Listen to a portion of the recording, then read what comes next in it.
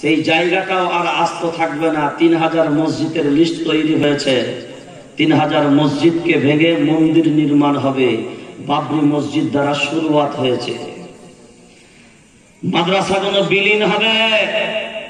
মাদ্রাসার পাঠ্যপুস্তকের ভিতরে গীতা পড়াতে হবে, রামায়ণ পড়াতে হবে, মহাভারত পড়াতে হবে, কোরআনের সাথে সাথে এগুলোকেও শিক্ষা দিতে হবে। এখনো যদি ঘুমা, আস্তে আস্তে সব শেষ। সেই জন্য প্রথমেই বললাম, একটা কথা প্রথম মাথায় রাখা দরকার, কালকেও মুসলমান ছিল, আজও মুসলমান আছে, আগামী কালকেও মুসলমান থাকবে। हम ओ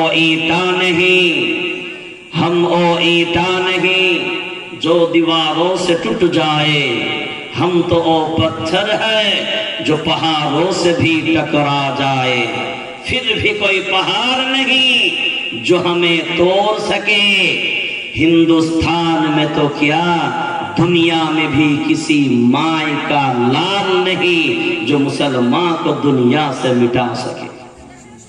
আসসালামু আলাইকুম ওয়া রাহমাতুল্লাহি ওয়া বারাকাতুহু। আপনারা দেখছেন Islamic media studio official YouTube channel. Like করুন, কমেন্ট করুন, শেয়ার করুন। اللهم صل على محمد وعلى آل محمد كما صليت على إبراهيم وعلى آل إبراهيم إنك حميد مجيد. اللهم بارك على محمد وعلى آل محمد كما باركت على إبراهيم وعلى آل إبراهيم إنك حميد مجيد. আলহামদুলিল্লাহ, সমস্ত প্রশংসা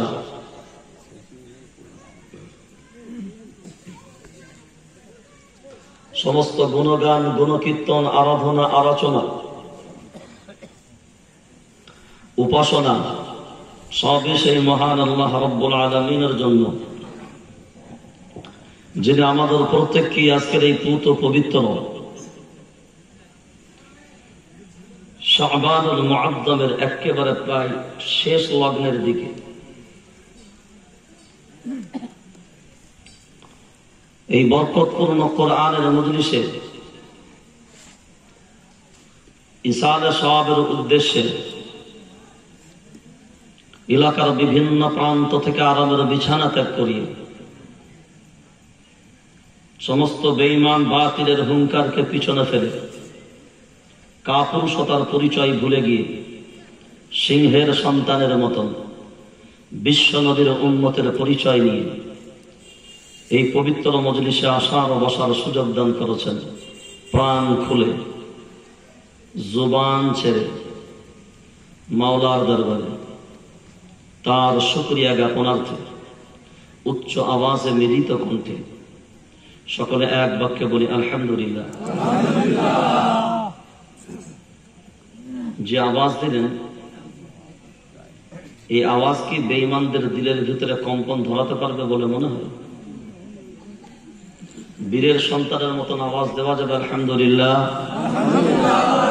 লিল্লাহি তাকবীর। ডান হাতটাকে উপর দিকে ওঠান, লিল্লাহি তাকবীর, লিল্লাহি তাকবীর। কোরআন সুন্নাহ যেখানে, এতে আল্লাহ কোরআন সুন্নাহ যেখানে,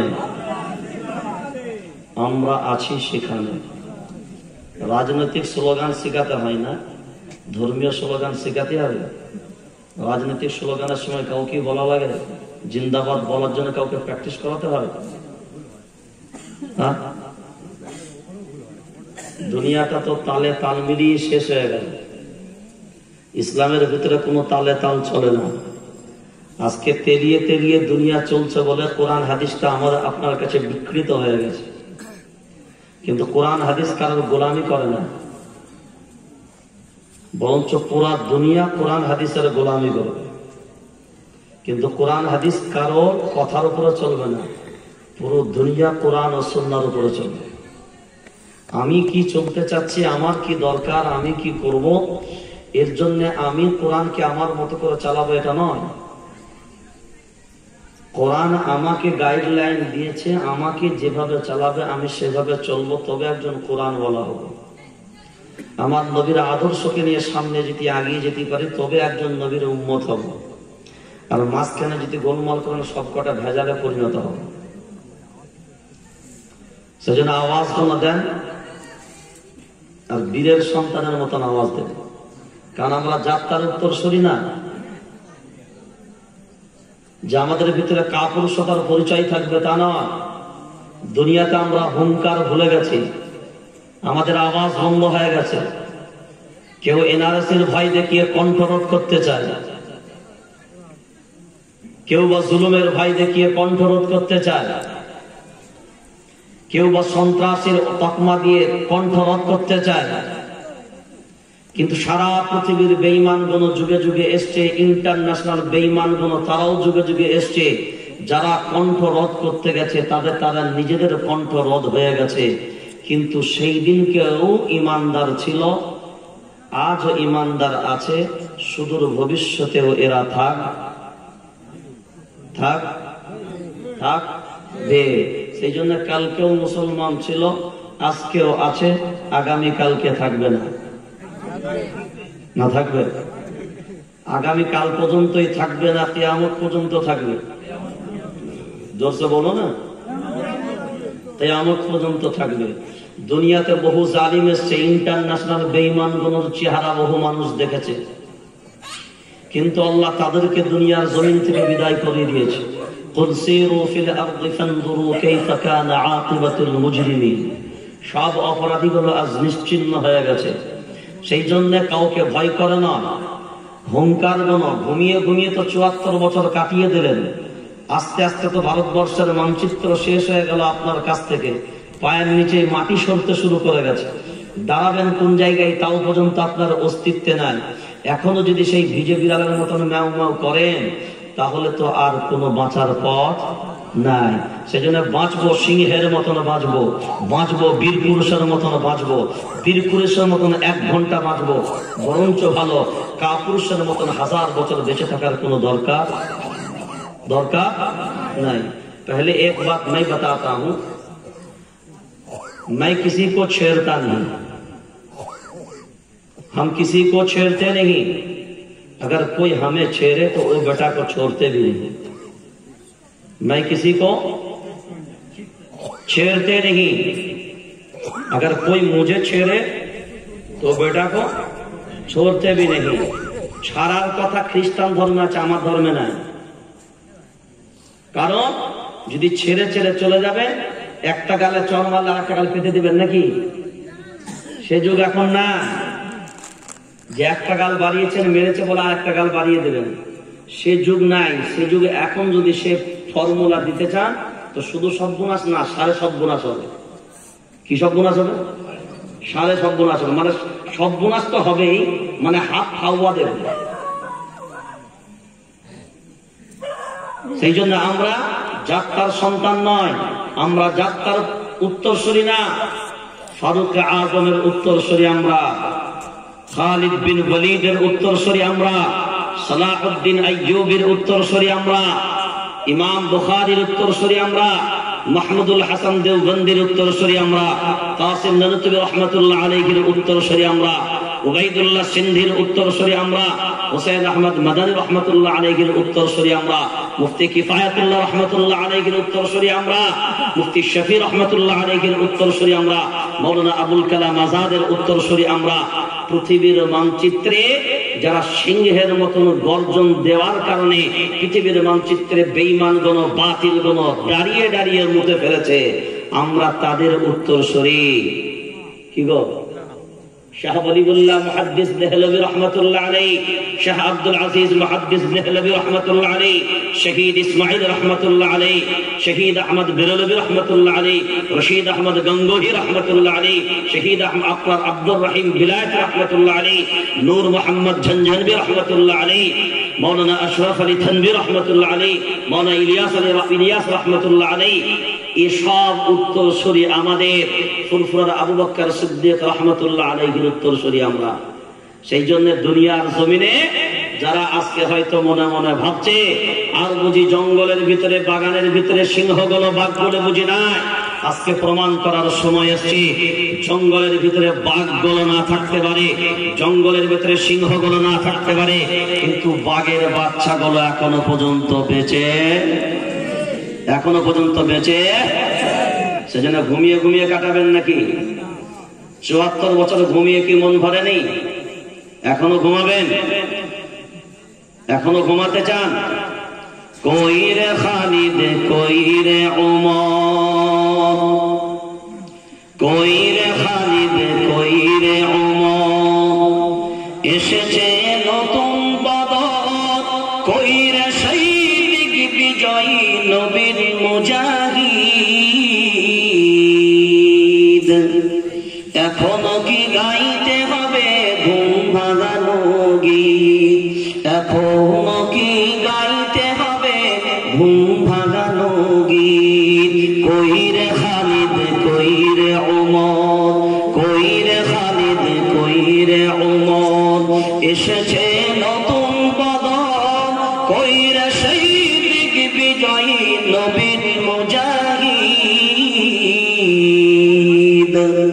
এখনো কি গাইতে হবে ঘুম ভাঙানো গীত, এখনো কি গাইতে হবে ঘুম ভাঙানো গীত।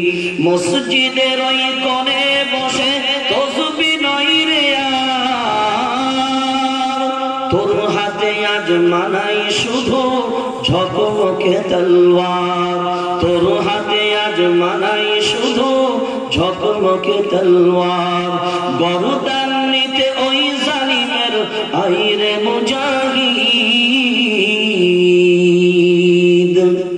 গরদান নিতে ওই জালিমের আইরে মুজাহিদ। এখনো কি গাইতে হবে ঘুম ভাঙানো গীত, এখনো কি গাইতে হবে ঘুম ভাঙানো গীত। কই রে খালিদ কই রে উমর, কই রে খালিদ কই রে উমর, এসেছে নতুন বদর, কই রে শহীদ বিজয়ী নবীর মুজাহিদ। এখনো কি গাইতে হবে ঘুম ভাঙানো গীত, এখনো কি গাইতে হবে ঘুম ভাঙানো গীত। ৭৪ বছরে ঘুম ভেঙেছে না? এখনো ভাঙাতে হবে। 2021-এও ঘুম ভেঙেছে না? এখনো ভাঙাতে হবে। যদি বলেন ভাঙাতে, তো ঘুম ভাঙাতেও আমরা পারি ইনশাআল্লাহ, চেষ্টা করবো। পুরোপুরো না পারলেও চেষ্টা তো করতে পারি না। এখনো পর্যন্ত ঘুমাবেন? কথা বলে না। দেশ তো শেষ হয়ে গেল, নামাজ পড়বেন কোথায়, সাজদা করবেন কোথায়, সেই জায়গাটাও আর আস্ত থাকবে না। 3000 মসজিদের লিস্ট তৈরি হয়েছে। 3000 মসজিদকে ভেঙে মন্দির নির্মাণ হবে। বাবরি মসজিদ দ্বারা শুরুয়াত হয়েছে। মাদ্রাসাগুলো বিলীন হবে। মাদ্রাসার পাঠ্যপুস্তকের ভিতরে গীতা পড়াতে হবে, রামায়ণ পড়াতে হবে, মহাভারত পড়াতে হবে, কোরআনের সাথে সাথে এগুলোকেও শিক্ষা দিতে হবে। এখনো যদি ঘুমা, আস্তে আস্তে সব শেষ। সেই জন্য প্রথমেই বললাম, একটা কথা প্রথম মাথায় রাখা দরকার, কালকেও মুসলমান ছিল, আজও মুসলমান আছে, আগামীকালকেও মুসলমান থাকবে। हम ओ ईटा नहीं, हम ओ ईटा नहीं जो दीवारों से टूट जाए, हम तो ओ पत्थर है जो पहाड़ों से भी टकरा जाए। फिर भी कोई पहाड़ नहीं जो हमें तोड़ सके, हिंदुस्तान में तो क्या दुनिया में भी किसी माय का लाल नहीं जो मुसलमान को दुनिया से मिटा सके। বিশ্বাস ভরসা হয়? কথা বলেন হয়? আছে ভরসা? সাথ দেওয়া যাবে? তাহলে তাল মিলিয়ে চলবেন নাকি না জেগে থাকবেন? এখনো ঘুমাবেন? চোর অতক্ষণ পর্যন্ত বাড়িতে চুরি করার সাহস পায় না যতক্ষণ বাড়ির ভিতরে কোনো ব্যক্তির আওয়াজ পাওয়া যায়। ঠিক বলছে না ভুল? ঘোড়া সাপ সামনে আসলে কেউ ভয় পায়, কথা বলেন। আর এই মালগুলো যদি সামনে আসে, কেন বলেন তো? মালে বিষও আছে, মালে তেজও আছে। মালে বিষও আছে, মালে তেজও আছে। শুধু ফস করতে দেরি হবে, লাভ মারতে দেরি হবে না। আজকে ভারতবর্ষ তথা সারা পৃথিবীর মানচিত্রে শুধু আমরা নীরবতা পালন করেছি ঘোড়া সাপের মতন। ওই জন্য ওয়াসিম রিজভির মতন বেঈমান গাদ্দার গুলো কোরআনুল কারীম নিয়ে সুপ্রিম কোর্টে মামলা করার সাহস দেখায়। বরঞ্চ উচিত ছিল ভারতবর্ষের জমিনে যেখানে 35 কোটির মতন মুসলমান বসবাস করে, কোরআন নিয়ে মামলা করবে আছে ভারতবর্ষের জমিনে আস্ত থাকবে, এটা হওয়া কোনোদিন কাম্য ছিল না। তার জুবানকে ওখানে কেটে ফেলে দেওয়া দরকার ছিল। যত আমরা পিছিয়েছি আর যত নীরবতা পালন করেছি, তত বেঈমান গুণ গাদ্দার গুণ আমাদেরকে চেপে চেপে ধরেছে। আমরা আমাদের নিজেদের অস্তিত্বটাকে আস্তে আস্তে হারাতে শুরু করেছি। আমি যে জাত, আমার যে জাতটা কি, সেটা আমি বুঝাতে ভুল করেছি।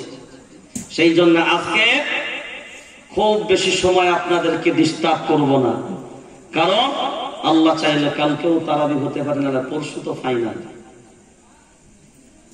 কাল হতে পারে, না পরশু ফাইনাল, এতে কোনো সন্দেহ নাই। কারণ কাল আজ 29 চলছে, আগামী কালকে 30-এর রাত পড়ে যাবে। সেই জন্য সামনে রমাদানুল মুবারক, একটা গুরুত্বপূর্ণ মাস আমাদের সামনে হাতছানি দিচ্ছে। আল্লাহ এই মাসকে সবাইকে পাওয়ার মতন সুযোগ করে দাও। জোরে বলেন আল্লাহুম্মা।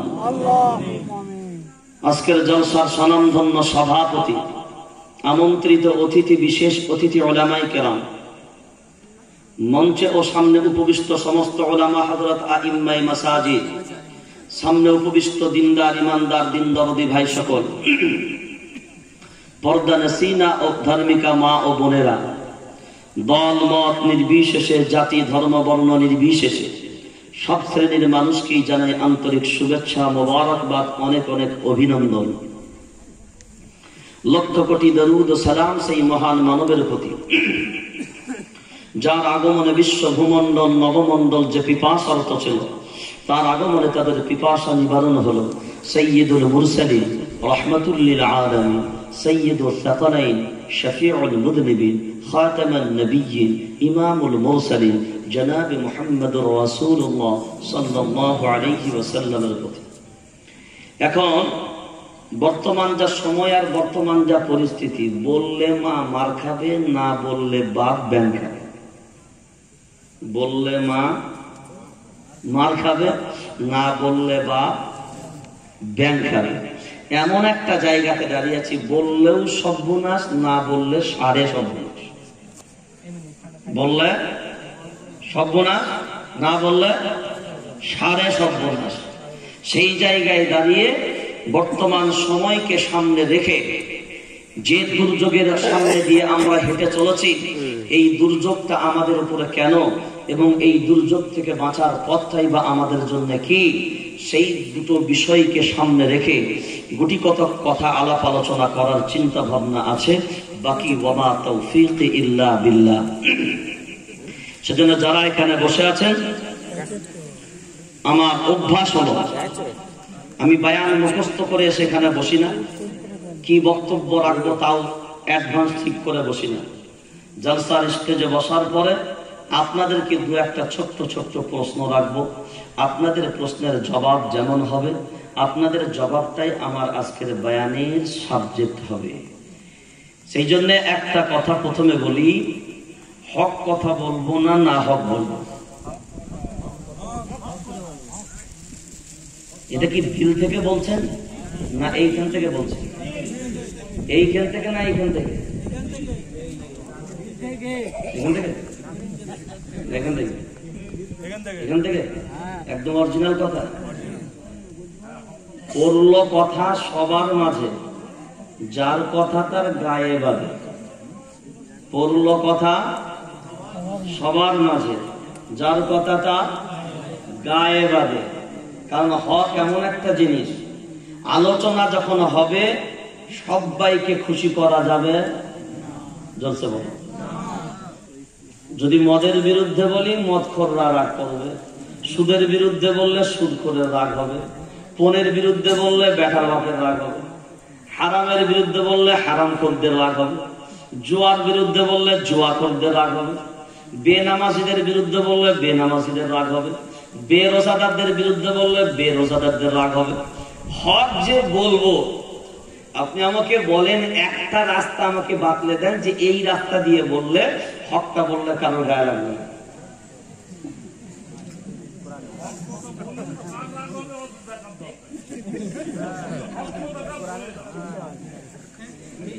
আপনি আপনার বলে দিলেন, আমাকে তো গাড়ি নিয়ে বেরোতে হবে।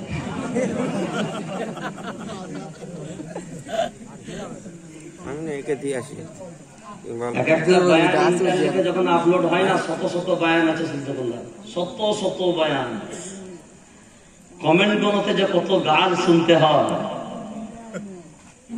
বলাটা খুব সহজ, কিন্তু গ্রহণ করাটা অনেক কঠিন। মায়ার নবী মদিনাওয়ালার আমিন নামটা কারা দিয়েছিল? মক্কার বেঈমানদের দেওয়া নাম হলো আমিন।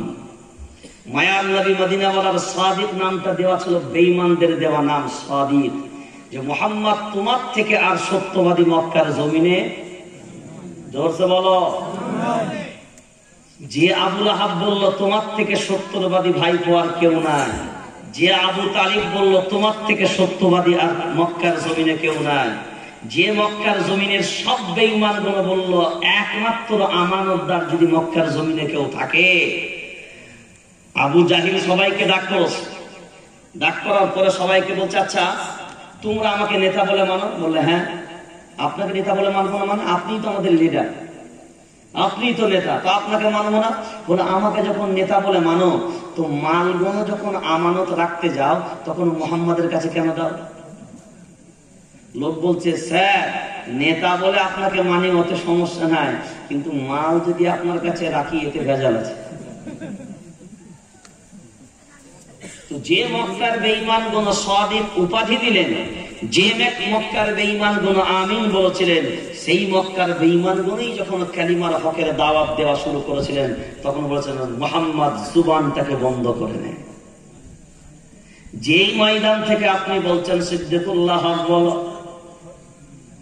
ওরে আল্লাহর গোলাম, হক এত সহজ ব্যাপার নয়।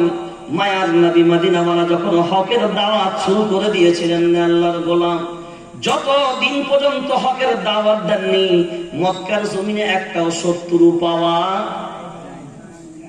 যায়নি।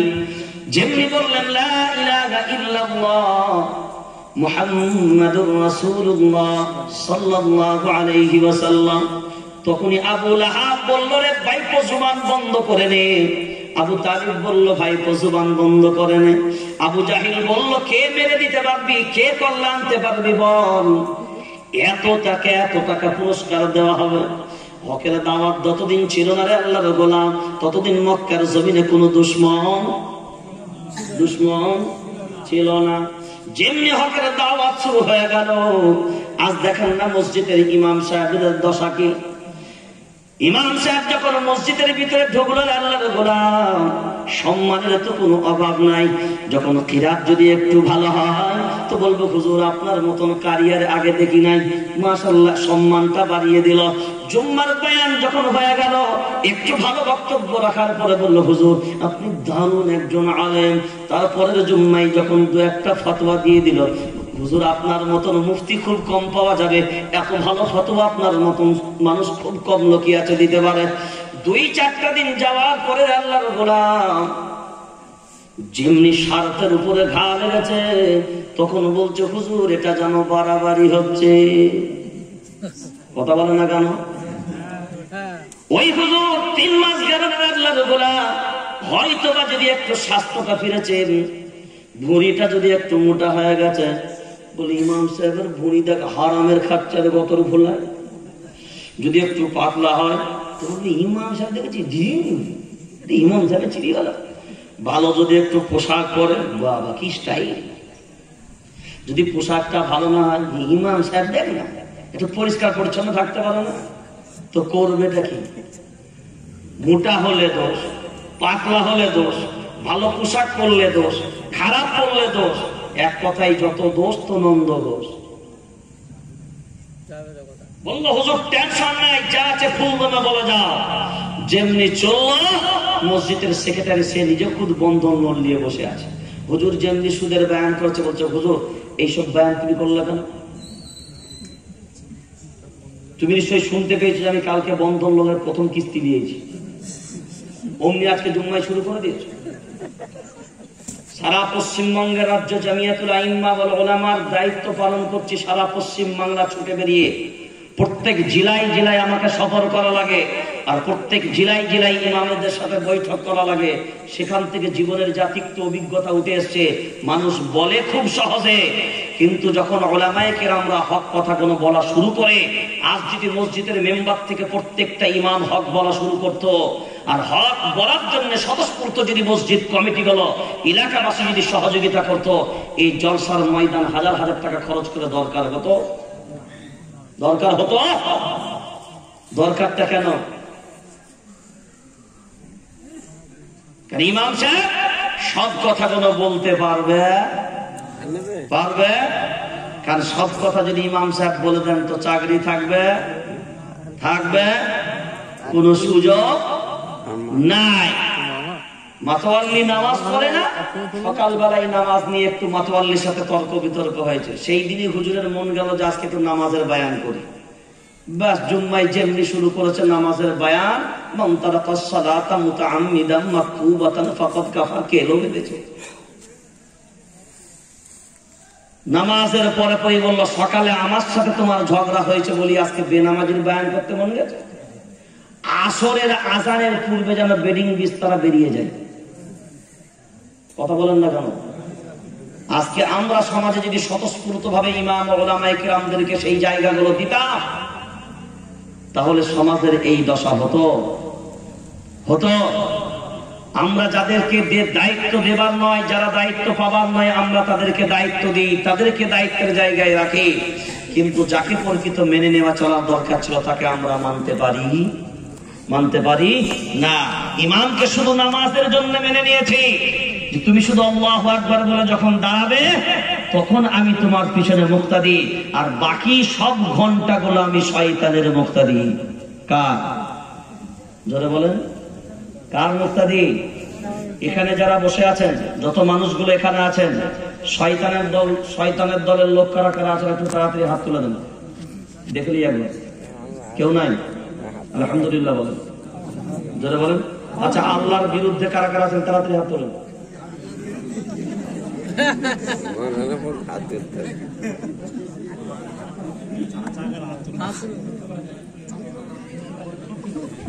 আল্লাহর বিরুদ্ধে আল্লাহ হেফাজত করুন।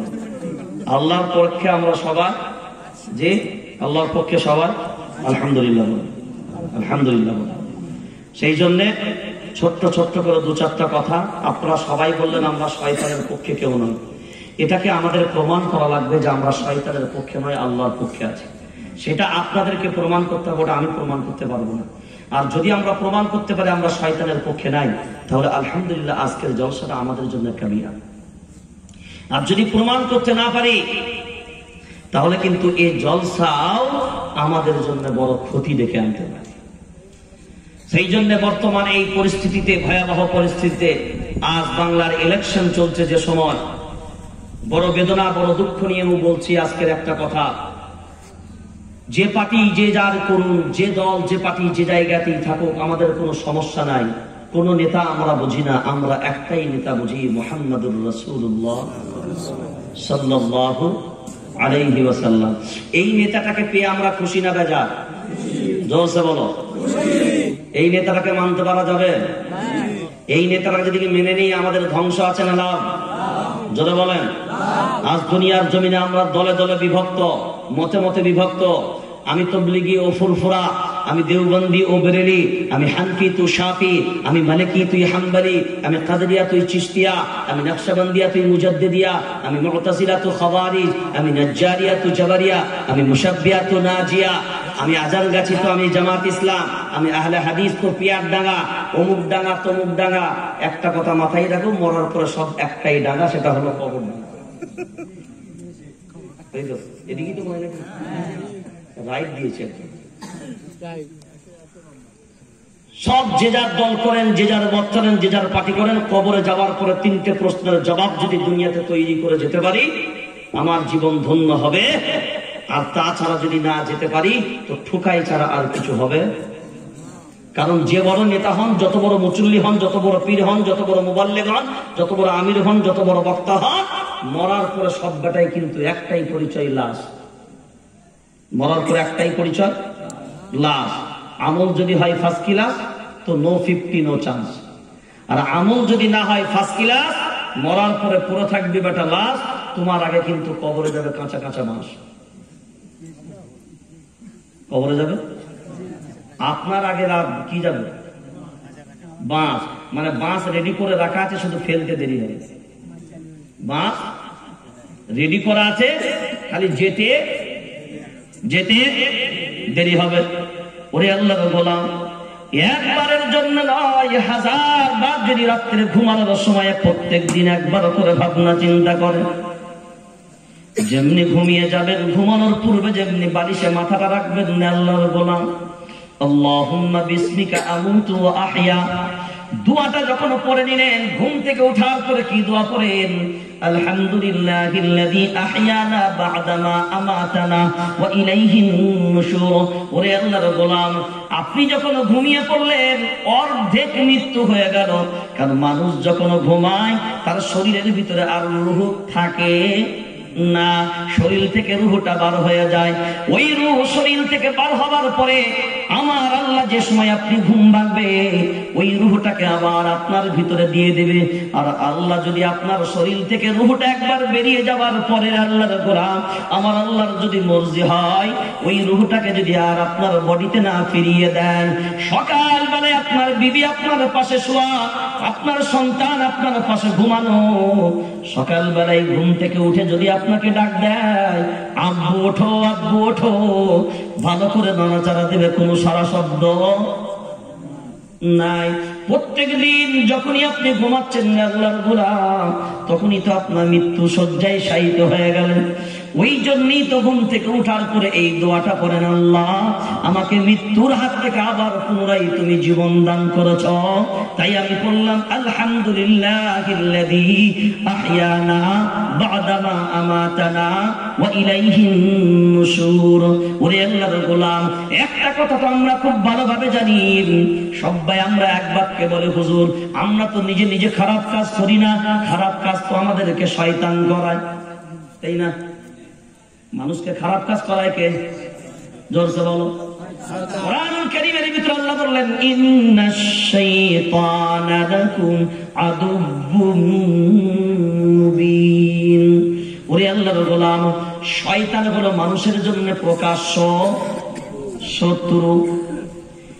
ভিন্ন জায়গায় আল্লাহ বললেন, ইন্না কাইদাশ শাইতানি কানা দাঈফা। শয়তানের চক্রান্ত কিন্তু আমার আল্লাহ বলেন দুর্বল। ভিন্ন জায়গাতে আল্লাহ বললেন, ইন্না কাইদাকুন্না আযীম। মানুষের চক্রান্ত হলো বড় কঠিন। একদিকে বললেন শয়তান হলো মানুষের জন্য প্রকাশ্য শত্রু। তাহলে শয়তান যদি প্রকাশ্য শত্রু হয়, তাহলে একটা গোপন শত্রু কিন্তু আছে। ওই গোপন শত্রুটা কোথায়? ভিন্ন জায়গায় যখন আল্লাহ বললেন ইন্না কাইদাশ শাইতানি কানা দাঈফা, শয়তানের চক্রান্ত কিন্তু দুর্বল। শয়তানের চক্রান্ত কিন্তু দুর্বল। ইন্না কাইদাকুন্না আযীম, মানুষের চক্রান্ত কিন্তু বড় কঠিন। মানুষের চক্রান্ত বড় কঠিন, শয়তানের চক্রান্ত কিন্তু বড় নয়। মানুষের চক্রান্তই হলো বড়। মানুষকে যদি শয়তান খারাপ পথে নিয়ে যায়, আল্লাহর গোলাম, এই যে রমাদানুল মুবারক সামনে আসছে, একদম 1-2 দিনের হাতে আমরা 1-2 হাত দূরে। ইয়া আইয়ুহাল্লাযীনা আমানু কুতিবা আলাইকুমুস সিয়াম কামা কুতিবা আলাল্লাযীনা মিন ক্বাবলিকুম লাআল্লাকুম তাত্তাকুন। ওরে আল্লাহর গোলাম, যে রমজানুল মুবারক আমার আপনার সামনে হাতছানি দিয়ে ডাক দিয়েছে, এই রমজান মাসে আমরা সবাই জানি আল্লাহ শয়তানকে বেঁধে রাখেন, ঠিক না বল? এটা কি রাইট কথা? আল্লাহ শয়তানকে বেঁধে রাখেন। আপনারা বললেন শয়তানি মানুষকে খারাপ কাজে নিয়ে যায়। এই যে রমজান মাসে আমার রব শয়তানকে বেঁধে রেখে দিলেন আল্লাহর গোলাম, শয়তানকে যদি রমজান মাসে বেঁধে রেখে দেওয়া হয়, তাহলে রমজান মাসে তো কোনো মানুষ কোনো পাপ করতে পারে? জোরসে বলো, কেউ গুনাহ করতে পারে? এরপর আপনি আমাকে জবাব দেন, রমজান মাসে কি মানুষ গুনাহ করে না? জোরে বলেন না কেন? রমজান মানুষকে সব মানুষ গুনাহ, সব মুসলমান গুনাহ নামাজ পড়ে, সব মুসলমান কি রোজা রাখে, সব মুসলমানকে কোরআন তিলাওয়াত করে, সব মুসলমানকে হারাম থেকে বেঁচে থাকে, গান বাজনা থেকে বেঁচে থাকে, সিরিয়াল নাট্য থেকে বেঁচে থাকে। আমরা এক সময় দেখেছিলাম, ছোট্টবেলায় যখন রজব মাস পড়ে যেত আল্লাহর গোলাম, তখন এক জায়গায় আমি দেখলাম, একটা জায়গায় ভাবি সম্পর্কে হয়, রজব মাস পড়লো, ভাবি সম্পর্কে হঠাৎ করে তার বাড়িতে গেলাম, একদম তখন বাচ্চা। যাওয়ার পরে দেখি বাড়িতে টিভি, বোঝেন টিভি, এইদিকে তো মাশাআল্লাহ নাই, এইদিকে তো সব তবলিগওয়ালা বলছে মাশাআল্লাহ এসব কাজ চলে না, টিভিতে একদম আমাদের মারা তো দেখেই না।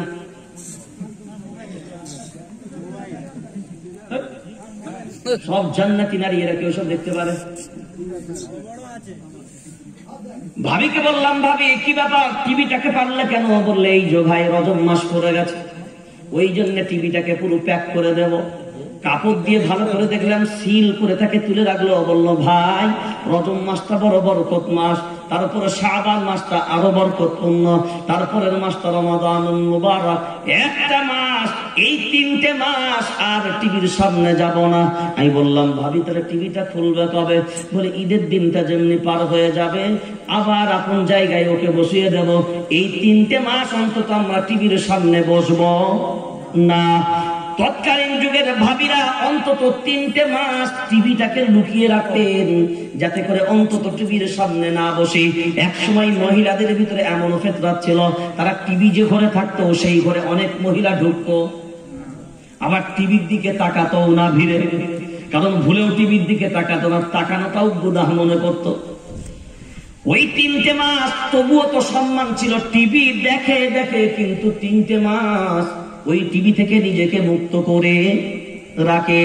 এখন যদি আপনাকে জিজ্ঞাসা করি আল্লাহর গোলাম, যাদের বাড়িতে টিভি আছে, রজব মাস পড়লে টিভি বন্ধ হয়, শাবান মাসে তো বন্ধ হয়, রজব মাসেও বন্ধ না, শাবান মাসেও বন্ধ না, এখন তো রমজান মাস চললেও তখনও বন্ধ হয় না। একবারের জন্য নয়, বড় টিভিটা বন্ধ হলে পকেট টিভিটা রেডি, বড় টিভিটা বন্ধ হলে পকেট টিভিটা রেডি। সেই দিনকে একজন আমাকে বলল, হুজুর এর কোন তদবির আছে? আমি বলি কি তদবির? বলে বিবি জিদ ধরেছে অ্যান্ড্রয়েড দিতে হবে। বর বলে দেব না, ও বলে তোর ঘর করবো না, অ্যান্ড্রয়েড দিবি তো আমাকে পাবি, না দিবি তো আমি বাপের বাড়ি, তুই এখানে পড়ে থাকবি। কারণ কি, আজ বর্তমান যুগে আমরা খুব লক্ষ্য করে দেখেছি আল্লাহর গোলাম, এই যে ফ্রি ফায়ারের ব্যাটারগুলো এখানে আছে না নাই? ফ্রি ফায়ারের ব্যাটার এখানে আছে না নাই? 24 ঘন্টা দেখবেন পাগলের মতন ফ্রি ফায়ারের পিছনে ছোটেন। মোবাইলটার দিকে একবার যদি তালাশ করে দেখি আল্লাহর গোলাম, আজ সারা পৃথিবীর দিকে তাকিয়ে দেখেন, ভারতবর্ষের জালিম বেঈমান গণ মুসলমানদের নিয়ে চিনিমিনি খেলে, আজ দাড়ি নিয়ে টন্টিটকিরি করে, দাড়ি রেখে কোনো সার্ভিস করতে পারবে না, টুপি মাথায় দিয়ে সার্ভিস করতে পারবে না। খুব যদি বিরাট সাথে ভাবনা চিন্তা করে দেখেন, এই না কয় মাস পূর্বে উত্তরপ্রদেশের একজন পুলিশ অফিসার চেহারায় দাড়ি রাখার কারণে তাকে থানা থেকে বহিষ্কার নয়, প্রশাসন থেকে বহিষ্কার করা হয়েছে, চেহারায় শুধুমাত্র দাড়ি রাখার কারণে। কিসের কারণে? দাড়ি রাখার কারণে। আর তুমি পুলিশ অফিসার হতে পারবে না চেহারায় দাড়ি রাখার কারণে। ওই চেয়ারে তুমি তোমার বসার যোগ্যতা হারিয়ে ফেলেছো।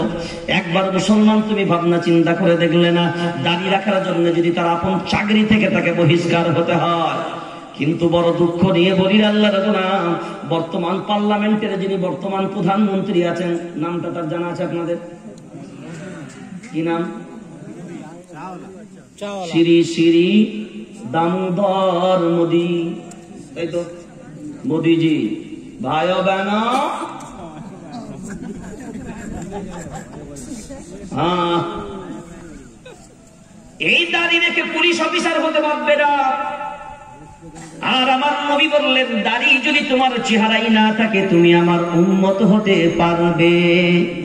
জোরসে বলো, লা ইউমিনু আহাদুকুম হাত্তা ইয়াকুনা হাওয়াহু তাবআন লিমা জিতু বিহি। নবী বললেন, শুনে রেখে দাও, আমার সাথে যার মিল হবে, আমার সাথে যার ভিড়ে যাবে, আমার মতো যার চরিত্র হবে, আমার মতো যার আখলাক হবে, আমার মতো করে যার জীবন আদর্শ গড়ে নিতে পারবে, আমি নবী তার জন্যই বললাম ওই আমার উম্মত হবে। আমার সাথে যার মিল হবে না, আমার সাথে যার মিল খাবে না, সে আমার উম্মত। জোরসে বলো, উম্মত হবে না। ওরে আল্লাহর গোলাম, খুব যদি লক্ষ্য করে দেখেন, আমি বহুবার এই উদাহরণটা দিয়ে থাকি আল্লাহর গোলাম, সেটা আমাদের বোঝার জন্য আমরা বলি। এইটা হলো কোন জায়গা? সম্ভবত কি শালিগড়িয়া নাকি? শালিগড়িয়া। এই ধরুন শালিগড়িয়ার একজন ব্যক্তি আব্দুল্লাহ তার নাম। আমি বর্ধমানের ছেলে, শিয়ারা বাজারের বাড়ি। আমার বর্ধমানের একজন ব্যক্তি, তার নাম হলো কলিমউদ্দিন। এখানকার আব্দুল্লাহ ভাই আর আমার বর্ধমান শিয়ারা বাজারের কলিমউদ্দিন ভাই, দুইজন মারাত্মক বন্ধু। হয়তো গাড়িতে ঘোরাতে কোনোদিন সাক্ষাতের মাধ্যমে বন্ধুত্ব হয়, বন্ধুত্ব আস্তে আস্তে এত গাঢ় হয়ে যায়, ওই বন্ধু চরম সীমায় পর্যন্ত পৌঁছে যায়। এই বন্ধুকে ছাড়া ওই বন্ধুর কোনো কাজ হয় না, ওই বন্ধুকে ছাড়া এই বন্ধুর কোনো কাজ হয় না। এত গভীর বন্ধুত্ব, যাকে দুনিয়াতে আমরা বলি জিগরি দোস্ত। এরপর ধরুন এই যুগদিয়া এলাকা, এই আপনার শালিগড়িয়া এলাকা, এই আব্দুল্লাহ ভাই হঠাৎ করে মাশাআল্লাহ পয়সা করে একটু বেশি করেছে।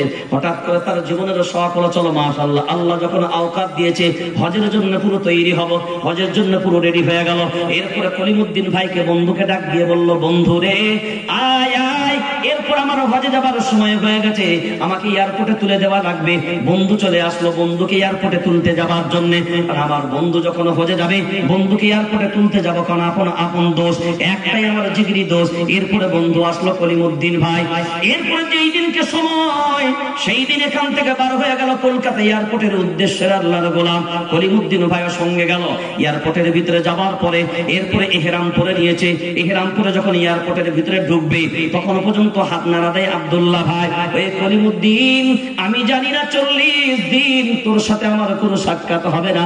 এই 40 দিন চলে গেলাম, আমার রবের সাথে সাক্ষাতের জন্য চলে গেলাম। আমি কাবা বাইতুল্লাহর উদ্দেশ্যে রওনা হলাম, জানি না আর আমি ইন্ডিয়ার বুকে আর কোনোদিন ফিরে আসতে পারবো কিনা, জানি না আমার রব আমার জন্য কি ফায়সালা করেছেন। হাত নাড়াতে নাড়াতে এয়ারপোর্টের ভিতরে ঢুকে গেল। কারণ কথা হচ্ছে, প্লেন ছাড়ার ফোন করে হলেও 3 ঘন্টা আগে আপনাকে ভিতরে ঢুকতে হবে, কারণ বোর্ডিং পাস রয়েছে, লেগিং পাস রয়েছে, চেকিং করতে করতে অনেক সময় লাগবে। ওই জন্য অ্যাডভান্স 3 ঘন্টা আগে ঢুকে গেল। ঢোকার পরে যখন ওখান থেকে প্লেন ধরলো, এখান থেকে 6 ঘন্টা চাপার পরে জিদ্দা এয়ারপোর্টে যখন ল্যান্ড করলো, ল্যান্ড করার পরে জিদ্দা এয়ারপোর্টে যখন আব্দুল্লাহ ভাই নেমে গেলেন, এরপরে যখন লাগেজ নেওয়ার পরে, এরপরে জিদ্দা এয়ারপোর্ট থেকে বার হবেন, হঠাৎ করে জিদ্দা এয়ারপোর্টের মূল ফটকের গেটের সামনে একজন ব্যক্তি দাঁড়ানো। এই আব্দুল্লাহ ভাই যখন সামনে আগায়, ওই ব্যক্তির চেহারাটা দেখে আব্দুল্লাহ ভাই থমকে দাঁড়িয়ে গেল। চেহারার দিকে তাকিয়ে পুরো হতভম্বের মতন দাঁড়িয়ে গেছে। ওই ব্যক্তিও কিছু বলে না, আর আব্দুল্লাহ ভাইও নড়ে না। অনেকক্ষণ ধরে দেখতেই থাকে। অনেকক্ষণ দেখার পরে আল্লাহর গোলাম এরপরে বললেন, না না, আমার কলিমউদ্দিন ভাই এটা না, কারণ আমার কলিমউদ্দিন ভাই তো ইন্ডিয়াতে ছেড়ে এসেছি, ও আমার এয়ারপোর্টের ভিতরে আমার সাথে আসেনি। আমার বন্ধু এখান পর্যন্ত আসতে পারে না, এটা আমার বন্ধু নয়, কিন্তু এটা আমার বন্ধুরই মতো। চেহারাটা পুরো কলিমউদ্দিন ভাইয়ের মতন, মাথার চুলগুলো পুরো কলিমউদ্দিন ভাইয়ের মতন, হাইটটা পুরো কলিমউদ্দিন ভাইয়ের মতন, কথাবার্তা কলিমউদ্দিন ভাইয়ের মতন, আখলাক চরিত্র কলিমউদ্দিন ভাইয়ের মতন। ও আব্দুল্লাহ ভাই দেখে, না না, এটা আমার বন্ধু না, এটা আমার বন্ধুর মতো। বন্ধু না, বন্ধু মতো। বন্ধু কিন্তু নয়। বন্ধু হলেন একজনই, হাবিবুল্লাহ। হাবিবুল্লাহ আমার মায়ার নবী মদিনাওয়ালা, একমাত্র আমার আল্লাহর হলেন বন্ধু, অন্য কেউ না। প্রকৃত বন্ধু হলেন আমার হাবিব মায়ার নবী মদিনাওয়ালা। ওই বন্ধু, যে বন্ধুর জন্য আমার আল্লাহ, এমন কোন কাজ নাই যে বন্ধুর জন্য আমার আল্লাহ পারে না। কিন্তু আমার আল্লাহ বললেন, আমার হাবিব তোমার জন্য সবকিছুই পারি, ঠিক কথায়, কিন্তু দুনিয়ার জমিনে উহুদের প্রান্তরে তুমি যাও, দান্দান মুবারকটাকে শহীদ করে নাও, কিন্তু আমার দিন যেন ক্ষতিগ্রস্ত না হয়। তায়েফের ময়দানে তুমি যাও, রক্ত ঝরিয়ে দাও, ওটাও আমি আল্লাহ মেনে নিতে পারবো, সহ্য করে নিতে পারবো, কিন্তু দিন যেন রক্ষিত থাকে, দিন যেন ক্ষতিগ্রস্ত না হয়। আমার আল্লাহ এটার দ্বারাই বুঝিয়ে দিলেন, আমার কাছে নবীর দাম বেশি নয়, দিনের দাম বেশি। কার দাম বেশি? জোরসে বলো।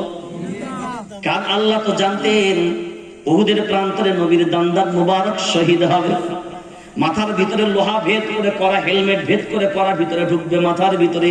এটা আল্লাহ জানার পরেও কেন উহুদের ময়দানে পাঠালেন?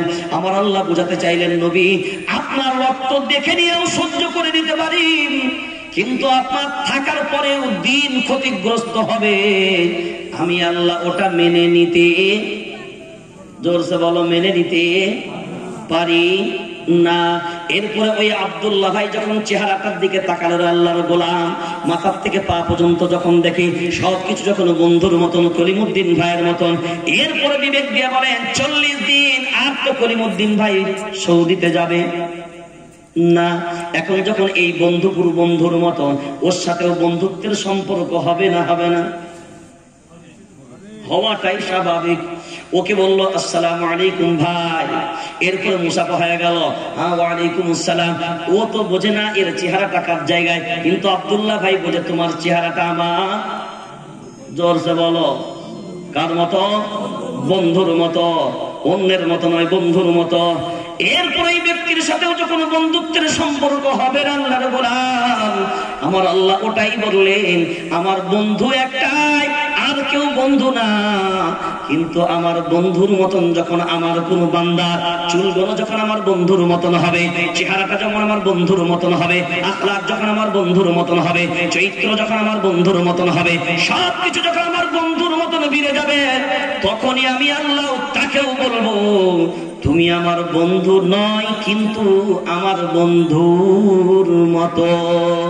আল্লাহু ওয়ালিয়ুল্লাযীনা আমানু ইউখরিজুহুম মিনাজ-যুলুমাতি ইলান-নূর।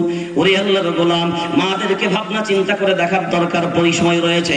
মা টিভির পর্দায় জীবনটাকে কাটিয়ে দিলে, মা মোবাইলের পর্দায় জীবনটাকে কাটিয়ে দিলে, ভাই টিভি দেখে দেখে, সিরিয়াল দেখে দেখে রে মা দুনিয়ার জীবন থেকে কোরআন তোমার তাকে তোলা রইল, কোরআন পড়ে পড়ে ঝুল ভরে গেল, কোরআনের জুলদান পর্যন্ত ময়লাই ভরে গেল, ওই কোরআন পড়ার তোমার সুযোগ নাই, সময়ও নাই।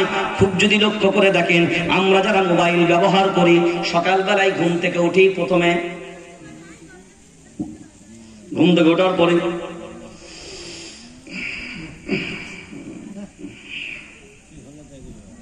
মোবাইলটাকে অন করো, কিসের জন্য? দেখি কটা মেসেজ এসেছে, ঠিক না? হোয়াটসঅ্যাপে কে কি মেসেজ দিয়েছে, কি কি খবর আছে লেটেস্ট, মোবাইলটাকে প্রথমে দেখে সার্চ করে নিলাম। এই যে প্রত্যেকটা পাট পাট করে ঘুম থেকে উঠেই প্রথমে মোবাইলটা হাত দিয়ে দেখে নিলেন। এখন ধরুন আপনার বন্ধু আপনাকে একটা মেসেজ দিয়েছে, মেসেজটা দিয়েছে, একদিনও দেখলেন না, 2 দিন পরেও দেখলেন না, 3 দিনেও দেখলেন না, 4 দিন পরেও দেখলেন না, 5 দিন পরেও দেখলেন না, 6 দিনের মাথায় বন্ধু আপনাকে ফোন করে, হ্যাঁ রে তুই কত বড় ব্যস্ত, কত বড় গাদ্দার হয়েছিস রে, কত পয়সা করেছিস, কত অহংকার তোর, আমি তোকে আজ 5 দিন আগে একটা মেসেজ দিলাম, মেসেজটা দেখারও সময় পেলি না, মেসেজটা পড়ারও সময় পেলি না। বলবে না? বলবে না? জোরসে বলো। কোন জবাব থাকবে? জবাব থাকবে? আমার আল্লাহ যদি কিয়ামতের ময়দানে যখন উঠবো আল্লাহর গোলাম, একবার যদি বান্দাগুলোকে ধরে আর বলে দুনিয়ার জীবনে মোবাইলের দাম কত, মিনিমাম যদি ভালো ভালো মোবাইল নিতে চাস 15,000 16,000 টাকা দামি মোবাইল, ওই টাকাও হাতে নিয়ে পকেটে পকেটে নিয়ে ঘুরলি, বাপের জন্য একটা, 5 ছেলের জন্য 5টা, 5 মেয়ের জন্য 5টা, বিবির জন্য একটা, রান্নাঘরের জন্য একটা, সিরিয়ালের জন্য একটা, এতগুলো মোবাইল শুধুমাত্র একটা পরিবারের ভিতরে। আর গোটা পরিবারের জন্য 10 জন, তোরা পরিবারের 11 জন মেম্বার, 11 জন মেম্বারের জন্য 12টা মোবাইল। তোমরা একবার বিবেক দিয়ে বলো 11টা মেম্বারের জন্য বাড়ির ভিতরে কয়টা কোরআনুল কারীম তুলে রেখেছো? এরপরে যদি আল্লাহ জিজ্ঞাসা করেন, বন্ধুর যদি 5 দিনের মেসেজ তুমি না পড়ো, এই জন্য বন্ধু তোমাকে ফোন করে জিজ্ঞাসা করবে। আমার আল্লাহ যদি কিয়ামতের ময়দানে একবারের জন্য জিজ্ঞাসা করে, আল্লাহর গোলাম আমি 1450 বছর আগে একটা মেসেজ কোরআনুল কারীম নামের তোমাদের কাছে পাঠালাম, দিনে 24 ঘন্টা মোবাইল দেখার সময় পেলে দিনে 3 ঘন্টা করে নেট শেষ করার জন্য খরচ করা লাগলো, সময় ব্যয় করলে মোবাইলের পেছনে 3 ঘন্টা 3.5 ঘন্টা দিয়ে দিলে, কারণ 2GB যদি নেট হয়, ওই 2GB নেটকে শেষ করতে গেলে মিনিমাম 3 ঘন্টা সময় লাগবে। 24 ঘন্টার মধ্যে 3 ঘন্টা যদি মোবাইলে দাও, 21 ঘন্টা তোমার জন্য বাঁচবে আল্লাহর গোলাম।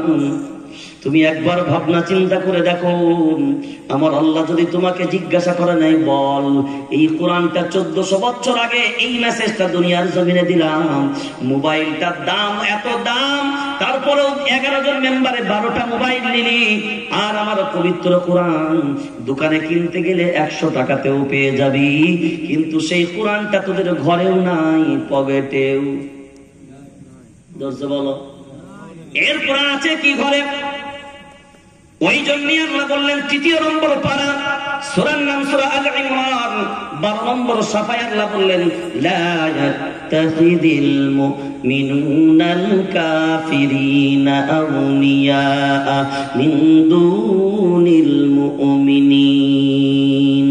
ওরে আল্লাহর গোলাম, ওই সিরিয়ালগুলোই মারা দেখে, আর সিরিয়ালে যে সমস্ত বেঈমানগুলো, যে সমস্ত ভিন্ন ধর্মের মানুষেরা, ওই সমস্ত নায়িকাগুলো, কেউ আপনার বিভিন্ন রকমের সিরিয়ালগুলো যেগুলো রয়েছে, ওই সিরিয়ালে নায়িকাগুলো যেমন ড্রেস পরেছে আল্লাহর গোলাম, ওই নায়কগুলো যেমন ড্রেসগুলো পরে, আমাদের বাড়ির মহিলারাও তেমন ড্রেস ঈদের সময় খোঁজার চিন্তা ভাবনা করে। কথা বলেন, জোরে বলেন। কয়েকদিন আগে একটা সিরিয়াল খুব চললো, পাখি দিও না যেন আমাকে ফাঁকি, ওই পাখির ড্রেসে উঠে গেল আল্লাহর গোলাম। তারপরে কি চললো বলে কিরণমালা, বাপ রে বাপ, কিরণমালা শুটিং হলো পশ্চিম মেদিনীপুর গনগনিতে। ওই গনগনিতে আমি সফর করতে গিয়ে আমাকে বললো ওখানকার গাইডরা, বললো হুজুর এই হলো সেই গনগনি যেটাতে মাশাআল্লাহ কিরণমালার শুটিং হয়েছে এখানে। ওই মা গুলো ওই সিরিয়ালের ভিতরে দেখে ওদের সাইজ পোশাক আশাক যেমন থাকে, এদেরও যেমন শখ হয়, ওইটাই তো আল্লাহ বললেন, লা ইয়াত্তাখিদিল মুমিনুনাল কাফিরিনা আউলিয়া মিন দুনিল মুমিনিন। মুমিনদেরকে বাদ দিয়ে অন্যান্য বেঈমান কাফেরদের অনুসরণ যদি তোমাদের ভিতরে হয়, আমি আল্লাহ বলছি শুনে রেখে দাও, আমি আল্লাহ আমার সাথে তোমাদের কোনো সম্পর্ক, জোরসে বলো, সম্পর্ক জোরসে বলো নাই। কারণ আমি আল্লাহ আমার সাথে সম্পর্ক রাখতে যদি চাস, আমার নবীর সাথে সম্পর্কটা জুড়ে দে। কুল ইন কুনতুম তুহিব্বুনাল্লাহ ফাত্তাবিউনি ইউহিব্বুকুমুল্লাহ। আমার মুহাব্বত ভালোবাসা যদি পেতে চাও,